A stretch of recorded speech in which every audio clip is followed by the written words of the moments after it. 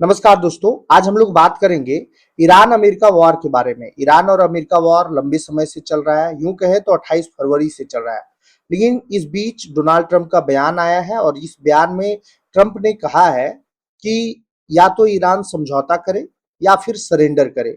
इसी पर आज हम लोग चर्चा करेंगे, पूरा सेशन में जानेंगे कि ईरान अमेरिका वॉर में अभी तक क्या क्या हुआ और अमेरिका जो है वो ईरान को क्यों झुकाना चाह रहा है। इसी पर आज हम लोग डिस्कशन करेंगे। आपको पता होगा कि ईरान और अमेरिका वॉर जो है वो 28 फरवरी से स्टार्ट है, जिसमें इजराइल भी शामिल था। इजराइल और अमेरिका के संयुक्त हमला में ईरान के supreme leader Ayatollah Ali Khamenei को मौत हो गया था।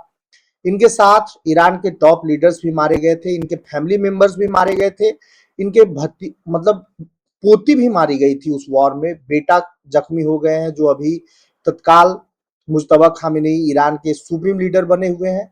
जब से ये सुप्रीम लीडर बने हैं तब से अभी तक इनका एक बार भी पब्लिक मीटिंग नहीं हुआ है, ना ही ईरान की जनता कोई इनको डिसीजन लेते हुए या फिर पब्लिक प्लेस पर इनको कभी नहीं देखी है। यहाँ तक कि ईरान के जब सुप्रीम लीडर, पूर्व सुप्रीम लीडर मुज्तबा खामेनेई का जनाजा निकल रहा था, उस समय भी ये इनका जब जनाजा निकल रहा था अली खामेनेई का, तब भी मुज्तबा खामेनेई नजर नहीं आए। अली खामेनेई के बड़े बेटे हैं और ये अभी ईरान के सुप्रीम लीडर हैं। ईरान अपने वॉर में, ईरान अमेरिका वॉर में अपना सब कुछ खो दिया है, इसके पास कुछ भी नहीं बचा है। लेकिन ईरान जो है वो झुकने का नाम नहीं ले रहा है। अगर आप देखेंगे तो ईरान और अमेरिका वॉर का अभी तक का जो टाइमलाइन है वो इस तरह से है। 28 फरवरी 2026 को अमेरिका इजराइल ने ईरान पर हमला किया। 8 अप्रैल 2026 को पाकिस्तान की मध्यस्थता से पहला सीज फायर लागू हुआ, 12 दिन का सीज फायर था। 17 जून 2026 को अमेरिका और ईरान के बीच 14 सूत्रीय समझौते पर हस्ताक्षर हुए। 21 जून 2026 को एमओयू के बाद पहला उच्च स्तरीय वार्ता स्विट्जरलैंड में हुआ। 30 जून से 1 जुलाई 2026 तक दूसरा वार्ता दौर दोहा में कतर और पाकिस्तान की मध्यस्थता में हुआ। 8 जुलाई 2026 को ट्रंप ने सीज फायर खत्म होने का ऐलान किया। दोनों देशों ने दोबारा हमले किए। 25 जुलाई 2026 को अमेरिका ने लगातार 13 दिन की बमबारी के बाद हमले रोके। 2 अगस्त 2026 को ट्रंप ने ईरान पर प्रस्तावित बड़ा हमला टाल दिया। 3 अगस्त 2026 अमेरिका और ईरान के बीच नई बातचीत का ऐलान हुआ है। अमेरिकी राष्ट्रपति डोनाल्ड ट्रंप ने कहा कि ईरान के पास अब सिर्फ दो रास्ते हैं, पहला समझौता करना और दूसरा पूरी तरह से सरेंडर करना। उन्होंने कहा कि ईरानी लीडरशिप बातचीत को लेकर दोहरा रवैया अपना रहा है। ईरान पहले बातचीत के लिए भीख मांगता है, लेकिन फिर सार्वजनिक तौर पर कहता है कि अमेरिका से कोई बातचीत नहीं हो रही है। उन्होंने आगे कहा कि हॉर्मुज स्ट्रेट पहले से ही हमारे कंट्रोल में है और अमेरिकी नौसेना की इजाजत के बिना वहां से कोई जहाज नहीं गुजर सकता है। इस तरह से एक लंबा चौड़ा वो एक्स पर ट्वीट किए हैं। Iranian leadership is unbelievably duplicitous. They ask for a meeting. Some would say big talk begin with more schedule in the immediate future, and they say openly and proudly that they are not having any discussion, that nothing is being talked about, and they are only dealing with Oman.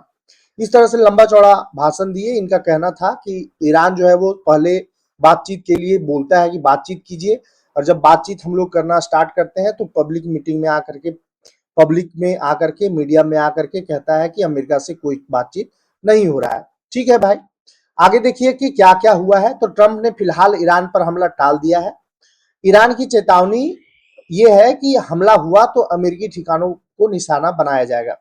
बनाते आ रहा है, Iran भी झुका नहीं है।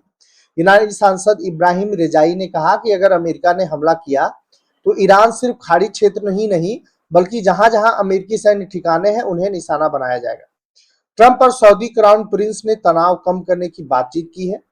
America के missile defence system का stock तेजी से घट रहा है और रूबियो जो अमेरिका के वाइस प्रेसिडेंट है, हॉर्मुज स्ट्रेट का विकल्प तैयार करने के लिए कहा है। अमेरिकी विदेश मंत्री मार्को रूबियो, विदेश मंत्री है मार्को रूबियो। जेडी वेंस है, सॉरी जेडी वेंस मतलब कि वाइस प्रेसिडेंट है, और मार्को रूबियो विदेश मंत्री हैं, उन्होंने कहा है कि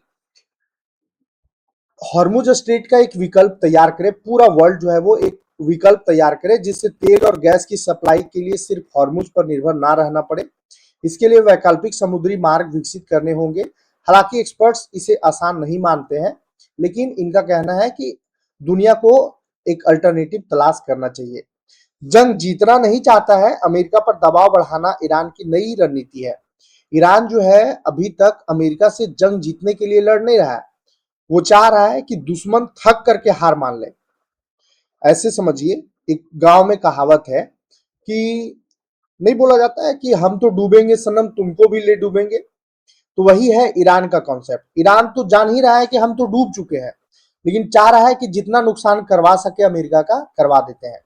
ईरान अब सीधे जीत हासिल करने के बजाय अमेरिका और उसके सहयोगियों के लिए जंग की कीमत लगातार बढ़ाने की रणनीति काम पर अपना काम कर रहा है। मीडिया रिपोर्ट्स के मुताबिक तेहरान का मानना है कि अगर संघर्ष लंबा चला तो अमेरिका पर आर्थिक और रणनीतिक दबाव बढ़ेगा। इससे भविष्य की बातचीत में ईरान की स्थिति मजबूत होगी। ईरान धीरे धीरे संघर्ष का दायरा बढ़ा रहा है। उसका मकसद पूरी तरह क्षेत्रीय युद्ध छेड़ना नहीं, बल्कि समुद्री व्यापार, तेल आपूर्ति और अहम शिपिंग रूट्स पर दबाव बनाकर अमेरिका और उसके सहयोगियों की मुश्किलें बढ़ाना है। ईरान को लगता है कि अमेरिकी राष्ट्रपति डोनाल्ड ट्रंप नवंबर में होने वाले मिड टर्म चुनावों से पहले मध्य पूर्व में लंबी जंग नहीं चाहते। एक्सपर्ट्स का कहना है कि ईरान चाहता है कि अमेरिका को यह महसूस हो कि हॉर्मुज स्ट्रेट को लेकर उसकी शर्तें मान लेना लंबे समय तक सैन्य और आर्थिक दबाव बनाए रखने से कम महंगा पड़ेगा। अमेरिका ईरान वार्ता की तारीख अभी तय नहीं हुई है। अमेरिका और ईरान के बीच होने वाली बातचीत की तारीख और जगह अभी तय नहीं हुई है। तुर्की की सरकारी समाचार एजेंसी अनादोलू ने पाकिस्तानी सरकारी सूत्रों के हवाले से यह जानकारी दी है। रिपोर्ट्स के मुताबिक बातचीत की मेजबानी के लिए पाकिस्तान और कतर के नाम पर विचार किया जा रहा है। दोनों देशों के मध्यस्थ लगातार अमेरिका और ईरान के संपर्क में है। अमेरिका सेंट्रल कमांड ने अपने सैन्य विश्लेषकों से ईरान पर दबाव बढ़ाने और उसे सजा देने के लिए नए और अलग तरह के सुझाव मांगे हैं। सीएनएन के मुताबिक सेंटकॉम की इंटेलिजेंस डिपार्टमेंट की ओर से ईमेल भेजकर सुझाव मांगे गए हैं। अधिकारियों का कहना है कि इस तरह बड़े स्तर पर सुझाव मांगना काफी असामान्य होता है। ईरान जो है वो कहता है कि किसी भी खतरे का अब करारा जवाब दिया जाएगा। ईरान की इस्लामिक रिवॉल्यूशनरी गार्ड आईआरजीसी के ग्राउंड फोर्स कमांडर मोहम्मद करामी ने कहा कि उत्तर पश्चिमी ईरान में तैनात लड़ाके किसी भी खतरे का करारा जवाब देने के लिए पूरी तरह से सक्षम है, तैयार है। उन्होंने एक्स पर पोस्ट कर कहा कि ये लड़ाके खुफिया जानकारी, ऑपरेशंस तैयारी, आधुनिक तकनीक और वैज्ञानिक क्षमताओं के साथ हर तरह के खतरे का निर्णायक जवाब देने में सक्षम है। और इस तरह से ईरान और अमेरिका वॉर का ये आपका अपडेट है। इंफॉर्मेशन अगर अच्छा लगा, इंफॉर्मेटिव लगा हो तो आप लाइक कर दीजिएगा वीडियो को। चैनल पे नए हैं तो सब्सक्राइब कर दीजिएगा। इस तरह का वीडियो आपको देखने को मिलेगा।